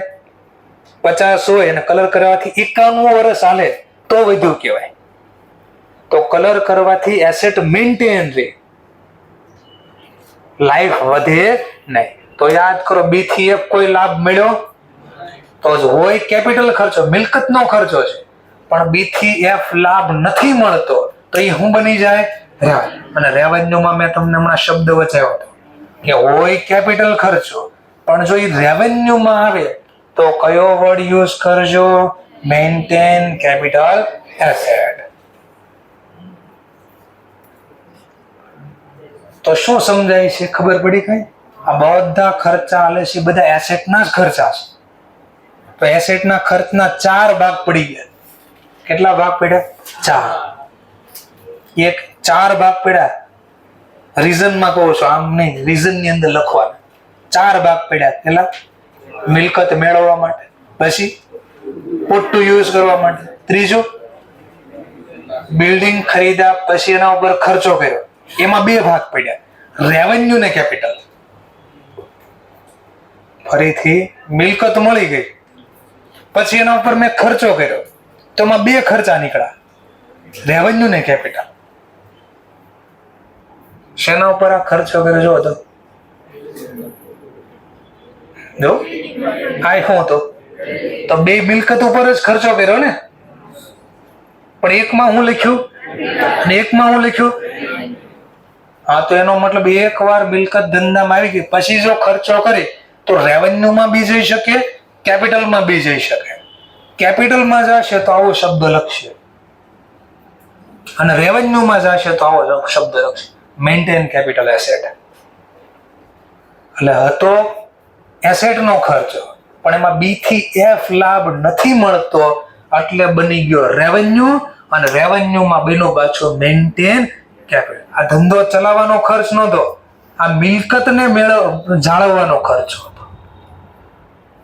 પછી હમણાં રેવન્યુ ચાલુ થાય ને ખર્ચા, ઓરિજિનલ રેવન્યુ, ત્યારે ખબર પડશે. એક્સપેન્સ ટુ ઓબ્ટેન, ઓબ્ટેન મેળવવું લખ્યું છે. લાયસન્સ ફોર ફેક્ટરી સ્ટાર્ટિંગ કરવી છે પહેલા, તો આ ખર્ચો કરવો પડ્યો. તો આ ખર્ચો બી શેના માટે છે? ફિક્સ એસેટ એક્વાયર કરવાનો અથવા પુટ ટુ યુઝ, બેમાંથી જે લખો તો લખ્યું છે these are incurred to acquire right carry on business. આ કેરી ઓન બિઝનેસ નો લખવું હોય તો લખી શકો એક્વાયર કેપિટલ એસેટ. ચલો, ત્યાર પછી હવે મેં કીધું તો ક્યાંક તમને યાદ આવે તો, નહીં તો પાછું બોલી દઈશ. એન્યુઅલ વાર્ષિક, રિન્યુઅલ, ન્યુ એટલે પહેલી વાર, રિન્યુ એટલે ફરીથી પાછું, નવું નથી, જે હતું નતું એ ફરીથી કામ કર્યું. Fees for license for the next year, કયા વર્ષનું? તો ધ્યાનથી પેલા જોવા. પેલા એન્યુઅલ ખર્ચો કોઈ પણ વસ્તુનો કરે એ કોઈ દી કેપિટલ હોય તો એ કયો હોય? રેવન્યુ. પેલા એટલું તો ખબર પડી. રેવન્યુ નો હતું ખબર છે કેવા નેચર નો હોય રેવન્યુ ખર્ચો? રિકરિંગ. તો રિકરિંગ એટલે વારે વારે, એટલે વર્ષમાં એક કરતા વધારે વાર, એટલીસ્ટ એક વાર તો થાય જ વર્ષમાં, નેક્સ્ટ યરમાં પાછો થાય. તો અહીંયા લખીને હું કામ પૂરું. પણ પાછું આગળ જો હોય કે છે તો રેવન્યુ ખર્ચો, પણ કયા માટે કર્યો? તો તમે શીખાતા લો અચ્છું બચ્ચું 11-12 માં, અગાઉથી ચૂકવેલું ચૂકવવાનું બાકી, નચું બચું ચૂકવવાનું બાકી ને એવું હતું ગયા. તો આનો મતલબ છે નેક્સ્ટ યર અગાઉથી જે ખર્ચો ચૂકવ્યો છે તો રેવન્યુ, પણ રેવન્યુમાં શું છે? પ્રીપેડ, અગાઉથી ચૂકવેલા છે, આ વર્ષનો નથી. તો લખ્યું these are incur to maintain capital asset. જો આ માની લો લાયસન્સ રિન્યુ ન કરું તો ધંધો ચાલુ રહેવા દેશે, તો ગવર્મેન્ટને મારા પૈસા આપવા જ પડે, એટલે મારી કેપિટલ એસેટને મેન્ટેન કરવાનો ખર્ચો હતો. જેમ કે સર એકાદો ડેમો આપો, તમે મૂવી જોવા તો જાતા જશો થિયેટરમાં, તો ન જતા હોય કોઈ વાંધો નથી, ઘરે જોતા હશો, પેલા ઓટીટી પ્લેટફોર્મ ઉપર જોતા હશો, કોઈ પણ રીતે જોતા હશો 100 તો એનો દર મહિને અથવા દર વર્ષે ફી ભરવી પડે. જેમ એમેઝોન પ્રાઇમ છે કે નેટફ્લિક્સ છે, જો એનું સબસ્ક્રિપ્શન લેવું પડે. એમને લોકો ન જોવા દે.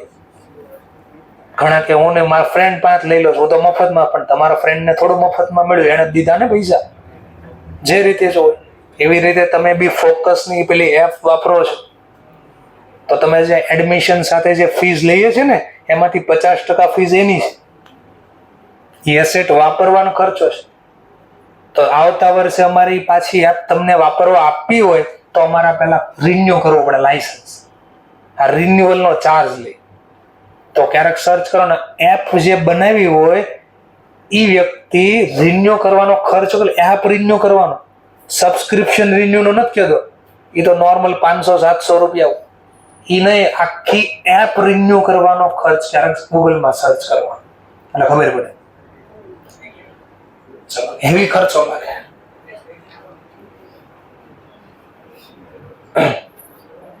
તો લાયસન્સ નો રિન્યુ કરે ને તો ગવર્મેન્ટ ધંધો ચાલુ રહેવાનો દે, બંધ કરે. તો બધા જ લોકો એવી રીતે, તમે રોડ ઉપર જેટલા બી ખાણીપીણી વાળા ખુલ્લા છે, જે લારી લાખીને બેઠા એની વાત નથી કરતો, દુકાનો જેટલી છે, તો ક્યારેક જોવાનું જે જગ્યાએ બિલ લેતા હોય ને એ બિલ લેતા હોય ને એ જગ્યાની ઉપર ક્યારેક જો આજુબાજુમાં તો ક્યાંક મારેલું છે, લાયસન્સ માર્યો છે ને લખ્યું છે લાયસન્સ નંબર આ છે, આ ભાઈનું નામ શું છે, કેટલો સમય ધંધો કરશે ને બધું લખ્યું છે ડિટેલ. તો નેક્સ્ટ યર પાછો રિન્યુ કરી લે ને ડેટ લખી લ્યો, એટલાથી એટલા સમયનું લાયસન્સ છે મારા પાસે. તો લાયસન્સ નંબર હોય. નેક્સ્ટ હવે બહાર જાઓ ને, અહીંયાથી બહાર ક્લાસની જેવા બહાર નીકળો એટલે કોમર્સ ચાલુ થઈ જાય, અકાઉન્ટિંગ ચાલુ થઈ જાય. કંઈક ગોતવું પડે એમ નથી, આંખો બદલવાની જરૂર છે, જોવાની દ્રષ્ટિ બદલવાની જરૂર છે. ખાલી કોઈ વસ્તુ વાંચવાની જરૂર નહીં પડે ને સમજણ શીખી લીધી ને તો શીખવાડી સમજણ પણ કઈ રીતે આવશે, બહાર જાવી તો જોવો કઈ રીતે, જોવાની પણ ટેકનિક આવે બધી. તમને તો જો કે ખબર જ હોય, કેવું ન પડે, પણ છતાં બી શીખવાડીશ. ચલો, next point, amount spent for the construction of temporary huts. હટ એટલે દુખો, ઝૂંપડી. હટ્સ નો મતલબ થાય ઝૂંપડી. ટેમ્પરરી ઝૂંપડી બનાવી છે, કન્સ્ટ્રક્ટ કરી, બનાવો. શું કામ ટેમ્પરરી ઝૂંપડી બનાવી? For storing building material, while એટલે જ્યારે, કન્સ્ટ્રક્શન બિલ્ડિંગ. બિલ્ડિંગ બનાવતા હતા ને તો બિલ્ડિંગ બનાવવા માટે મટીરિયલ જોઈએ. શું જોતું હશે મટીરિયલમાં? રેતી, કપચી, સિમેન્ટ, લોખંડ, આવું બધું જોતું હોય. તો ધ્યાનથી બોલો, એ સાંભળજો. ચોમાસાનો સમય હોય તો સિમેન્ટ રોડ પર બહાર પડી રહેવા દેશે ને? ક્યારે હું વાંધો એમાં પલ્લી જાય, શું થઈ ગયું? એમાં શું થઈ ગયું? સિમેન્ટ નથી પલાળવાની જ. દિવાલ ઉપર સિમેન્ટ લગાડો પછી હું પાણી છાંટો તો રોડ ઉપર જ પલાળવા ગયું ને. ચોમાસામાં વાંધો શું છે? એમાં મિક્સકરણ કરવું પડે પહેલા. સિમેન્ટમાં મિક્સકરણ કરો એની પહેલા જો પાણી અડી જાય તો એ પથ્થર બની છે, એનો પછી કોઈ યુઝ ન થાય. એ લાઈક નોર્મલ પથ્થર કેમ હોય એવો થઈ જાય, અને એને તોડો તો ભૂકો થઈ જાય, અને પછી રીયુઝ ન થાય. તો મારે એને બચાવવા માટે, વેધરથી બચાવવા માટે એક ઝૂંપડી જેવું બનાવવું પડે, એમાં સ્ટોર કરવું પડે. બીજું, લોખંડના સળિયા, તો ઈ રોડ ઉપર રહેવા દે તેમાં શું થઈ ગયું? રોડ ઉપર એટલે આપણું બિલ્ડિંગ છે ને બહાર ન્યા. નહીં કાટવા જ નથી, કાલે જ યુઝ કરી લે, પરમ દિવસે જ યુઝ કરી લે, કાટવા શું દેવાનું? હા, લઈ જાય. શું થાય? લઈ જાય, ચોરાઈ ન જાય એટલા માટે. હા, બરાબર, એ કાઢી ન જાય, એક બે દિવસ કાઢી ન જાય, બરાબર, પણ એને બચાવવા માટે તો અમુક ચોરાઈ ન જાય એટલા માટે રાખવી છે, અને અમુક ખરાબ ન થઈ જાય એટલા માટે આ ઝૂંપડી બનાવી. હવે ઝૂંપડીની સિસ્ટમ વહી ગઈ. હવે શું કરે? ઓફિસ બનાવે. જે જગ્યાએ બિલ્ડિંગનું કામ ચાલુ છે ત્યાં શું બનાવે? ઝૂંપડી નો બનાવે, ઓફિસ બનાવી દે. નામ આપી દીધું ઓફિસનું. ઓફિસમાં આગળનો રૂમ હોય ને એ સારો હોય, પાછળનો જે રૂમ હોય ને ત્યાં તમે જાઓ ને તો આ બધું સાચું હોય, બરાબર. એટલે આગળથી દેખાય બધાનો ઓફિસ, પણ એક રૂમ પૂરતી ઓફિસ હોય, પાછળ બધું આ સ્ટોરેજ કરેલું હોય, એટલે સચવાય રહી બધી વસ્તુ. ચલો, તો આ ખર્ચો કેવો છે? કેપિટલ. શું કામ કેપિટલ? શેના માટે છે આ ખર્ચો? બિલ્ડિંગ જ્યારે બનાવતા તો જો આનું સાચું જ નહીં તો બિલ્ડિંગ બને? બને જ નહીં તો બિલ્ડિંગ મળે નહીં. તો કહી દીધું. તો એક્વાયર નો મારો ખર્ચ હતો. These are incurred for construction of building, બનાવવાનો ખર્ચો ને એનાથી મને મળશે એટલા માટે. હેન્સ એટલે આથી. કેપિટલાઇઝ એટલે મિલકતની કિંમતમાં ઉમેરો. Cost of building. આટલું બધું નથી લખો તો સિમ્પલ લખી શકો these are incurred to acquire capital asset. આ એસેટ મેળવવા માટેનો ખર્ચ હતો. મેળવવું ન બોલે તો કન્સ્ટ્રક્ટ માટેનો ખર્ચ હતો એવું લખી શકો. ડિપોઝિટ આવું ક્યાંક શીખવાડે તો ડિપોઝિટ વાળો મને યાદ છે ક્યાં સુધી વાઈફાઈ વાળો ટોપિક કીધો તો પછી કીધું મારા ઘરે પેલી લેન્ડલાઇન આવી હતી તો ડિપોઝિટ નો ટોપિક કીધો તો ઈ જ છે. ડિપોઝિટ વિથ મહાનગર ટેલી નિગમ લિમિટેડ. શોર્ટમાં એનું નામ છે MTNL. MTNL લિસ્ટેડ કંપની છે. જેમ BSNL છે ને, BSNL એટલે ભારત સંચાર નિગમ લિમિટેડ. એમાં મહારાષ્ટ્ર પૂરતું ખાલી કામ ઓલું આખા ભારતમાં છે BSNL. આ ગવર્મેન્ટની જ કંપની છે પણ એ માત્ર ક્યાં કામ કરે છે? મહારાષ્ટ્ર. એટલે નામ પડ્યું મહાનગર ટેલિફોન નિગમ લિમિટેડ. તો MTNL. તો મારે ટેલિફોન જોતો હતો તો ટેલિફોન ઇન્સ્ટોલ કરવા માટે પહેલા મારી પાસે માંગ્યું. શું માંગ્યું? ડિપોઝિટ. ચલો તો આ બોલો આ ખર્ચો છે કેવો મળી ગયું છે કે મેળવવા માટે છે? હા, તો ખર્ચાને કેવું કહેવાય? કેપિટલ. અને પછી મેં કીધું આને બે રીતે હોય. જે દિવસે ટેલિફોન પાછો આપી દેશ આઈધર ત્યારે મને એ પાછો આપશે અથવા એમ નથી કરવું તો હું કહે ભાઈ મારું નેક્સ્ટ જે બિલ આવે એમાંથી એટલા રૂપિયા ઓછા કરી નાખો ડિપોઝિટ, પછી મને નહીં આપતા છેલ્લે. તને એડજસ્ટ કર્યું કહેવાય, રાઇટ ઓફ કર્યું કહેવાય. The amount is adjusted over period of time against telephone bill. આવું લખવું હોય તોય છૂટ છે અને આવું નથી લખવું તો બીજું લખી શકો ફિક્સ એસેટ ને એક્વાયર કરવાના ખર્ચો હતો. જે દિવસે ખાલી કરીશ એ દિવસે ડિપોઝિટ પાછી મળશે અને દર મહિને હું બિલ આપી દઈશ. આમાંથી નહીં કાપતા, હું અલગથી બિલ આપી દઈશ તમને. ચલો ત્યાર પછીનો ટોપિક છે 26 expense for removal of stock. Remove કરવું એટલે દૂર ખસેડવું, એટલે બીજી જગ્યાએ લઈ જાવ, ખસેડવું, રિમૂવ કરવું. Stock two new site. સમજવા માટે માન લો અમે સમજવા માટે 2 મિનિટ બિલ્ડર છીએ. અમારું કામ હતું બિલ્ડિંગ બનાવવું. એક બિલ્ડિંગ અહીંયા બને છે, એક બિલ્ડિંગ કામરેજ બને છે. આ સાઈડ પૂરી થઈ ગઈ તો માની લો સિમેન્ટ વધી હશે, કપચી વધી હશે અથવા લોખંડ વધ્યું છે તો આનું શું કરશું? અમે અહીંયાથી લઈ જશું. ક્યાં લઈ જશું? જે કામરેજની સાઈડ ચાલુ છે ત્યાં. તો આ સ્ટોક શું કર્યો કે અમે રિમૂવ, ખસેડો કે દૂર લઈ ગયા, જૂની નવી જગ્યાએ લઈ ગયા. તો આ કરવાથી શું બેનિફિટ મળે? અહીંયા જે સિમેન્ટ હતી એ અહીંયાથી લઈ લીધી અને બીજી જગ્યા અમારી જે ચાલતી હતી ત્યાં વાપરશું. તો હવે શું થવાનો ફાયદો શું મળશે? સિમેન્ટની લાઈફ વધી જાય. અરે ભાઈ ખસેડો અહીંયાથી, ધક્કો માર્યો મેં, જાઓ ઓલી બાલ. લોખંડ ડબલ. હવે માની લો 5 ટન લોખંડમાં 1 માળ બનતો હતો તો હવે આ 5 ટન ન્યા ગયું તો 2 માળ બનશે એમાંથી, અથવા ડબલ વજન સહન કરી શકશે. પ્રોફિટ વધી જાય, એસેટની લાઈફ વધી જશે. નહીં, આવો ખર્ચો કરવાથી કોઈ બેનિફિટ મળતો નથી. તો આને હું નામ આપ્યું? તો જો હું બોલી સચ એક્સપેન્સ નાઈધર બ્રિંગ એટલે મેળવવું, લાવવું, ઇન્ડ્યોરન્સ એટલે વધારો, બેનિફિટ, નોર નહીં, ઇનહેન્સ એટલે વધારો ધ વેલ્યુ ઓફ કેપિટલ. આનાથી મને કોઈ લાભ નથી મળવાનો, નથી મને કોઈ બેનિફિટ મળવાનો વધારાનો, કે નથી મારી મિલકતની કઈ વેલ્યુમાં વધારો થવાનો.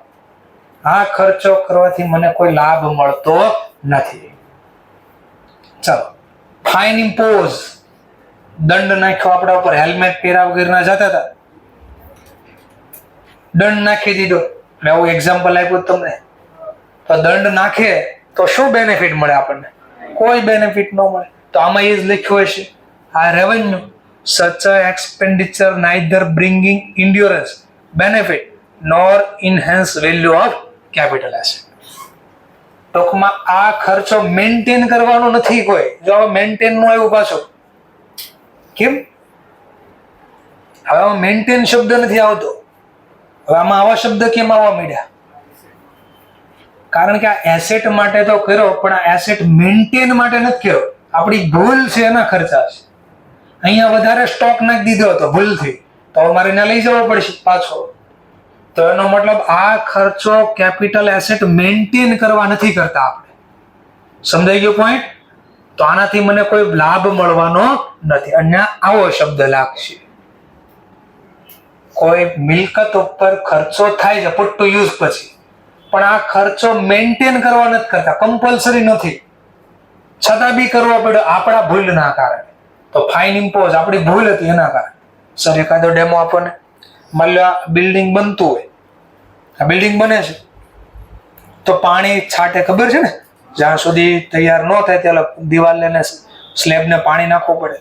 પાણી તો ભર્યું રહી, ચોમાસામાં પાણી ભર્યું રહી શું થાય? મચ્છર થાય, ડેન્ગ્યુના મચ્છર થાય. શેના મચ્છર થાય? ડેન્ગ્યુના મચ્છર થાય. તો ગવર્મેન્ટ આવે ચેક કરવા માટે. આજુબાજુમાં ડેન્ગ્યુ કોઈને થાય ને તો આજુબાજુ 3-4 સોસાયટીમાં આટા મારે, અને જ્યાં મચ્છર ક્યાં છે ટૂંકમાં એ ગોતે. જેના બિલ્ડિંગમાંથી આ મચ્છર બગડાય એને પેનલ્ટી આપે. નોટિસ આપે ને પેનલ્ટી આપે. પહેલી વાર નોટિસ આપે કે ફટાફટ સાફ સફાઈ કરી નાખજો ને, દવા લગાડી દે અને હવે મેન્ટેન કરજો એવું કે. પણ આપણે પાછું પાણી નાખીએ, એમાં શું થઈ ગયું? મચ્છરને જીવવાનો અધિકાર છે, પાછું પાણી ભરી દીધું આપણે. મચ્છર ક્યાં થાય? ચોખ્ખા પાણીમાં થાય. ડેન્ગ્યુના મચ્છર ચોખ્ખા પાણીમાં થાય, ફ્રેશ પાણી. તો આપણે રોજ પાણી નવું છાંટવીશ વ્યવસ્થિત, અને પડ્યું રહી છે પાણી ભરાયેલું, એટલે ત્યાં ડેન્ગ્યુના મચ્છર છે. તો પહેલી વાર નોટિસ આપી હતી, છતાંય મેં ધ્યાન ન આપ્યું, તો મારા માટે હું કર્યું? એને ફાઇન ઇમ્પોઝ કર્યો. તો બોલો, આ દંડ મારે આ એસેટ માટે કઈ હતું, પણ આ ભૂલ આપણી હતી, તો દંડ ભોગવી એનાથી મને આવું કોઈ બેનિફિટ નહીં થાય એસેટની વેલ્યુ. હા, આનાથી દિવાલ તાજી થતી હોય ડેન્ગ્યુના મચ્છરથી, તો હું એકવાર આ કરું કે મચ્છર આ દિવાલને તાજી કરે છે, ફ્રેશ રાખે છે, લાઈફ વધારે છે, તો વાત અલગ છે, તો કેપિટલ લખાય. છેલ્લો પોઈન્ટ, બાકીનું કાલે જોઈશું. Annual fire insurance. વર્ડ આવ્યો પાછો, એન્યુઅલ આવ્યું, કામ પૂરું, સીધું હું રેવન્યુ. પણ જોજો હવે રેવન્યુમાં પાછું આખું જોજો. Fire insurance 24,000 paid. કઈ તારીખે ચૂકવો? 1 જાન્યુઆરી. એન્યુઅલ નો મતલબ વાર્ષિક, એટલે 1 વર્ષ ને. વાર્ષિક એટલે વર્ષ. તો વર્ષનો 24,000 રૂપિયા 1 જાન્યુઆરીએ મેં ઇન્સ્યોરન્સ ચૂકવો. બટ આપણું અકાઉન્ટ લખવાનો સમય પૂરો થઈ જાય, એન્ડિંગ થાય છે ક્યારે? 31/3/2006. મેં તો 12 મહિનાના ચૂકવા, 1 જાન્યુઆરી થી 31 ડિસેમ્બર સુધી. કેટલા ચૂકવા? 24. પણ મારું અકાઉન્ટ તો 31/3 પૂરું થઈ જાય છે. તો વિચારો શું થયું? આ સમય કેટલો? આ વર્ષ માટે આપણો સમય ખાલી કેટલો હતો અકાઉન્ટનો? 3 મહિના. તો 3 મહિનાનો ખર્ચો જ રેવન્યુ થાય. ઉપરના એપ્રિલ થી લઈને ડિસેમ્બર, એ તો નેક્સ્ટ યરના છે. તો હમણાં શીખ્યા, ગયા વર્ષનો ખર્ચો આ વર્ષે ચૂકવી તો પ્રીપેડ ના નામે રેવન્યુ તો ખરી, પણ પ્રીપેડ રેવન્યુ. તો બોલો 12 મહિનાના 24,000, તો 3 મહિનાના કેટલા? 6. તો 6,000 જો કરંટ યર નો રેવન્યુ ખર્ચ ગયો, 12 મહિનાના 24,000, તો 9 મહિનાના કેટલા? 18. તો 18,000 તમારે છે રેવન્યુ, પણ હું લખશું prepaid expense for the next. તો આ વર્ષે અગાઉથી જ એવું લખશું. સર મને આમાં ન ખબર પડે અગાઉથી. ચેપ્ટર નંબર 7 માં આ શીખવાનું છે. ચેપ્ટર 7, ચેપ્ટર 8, ચેપ્ટર 9, ચેપ્ટર 10, એમાં બધું આ શીખવાનું છે. ઓકે, ચલો તો અહીંયાથી હું સ્ટોપ કરું છું. આઈ હોપ થોડું ખાલી સમજાવો કે ભાઈ ક્યારે કયો શબ્દ વપરાય છે. રિપીટ થશે, આવડશે ઓટોમેટિક.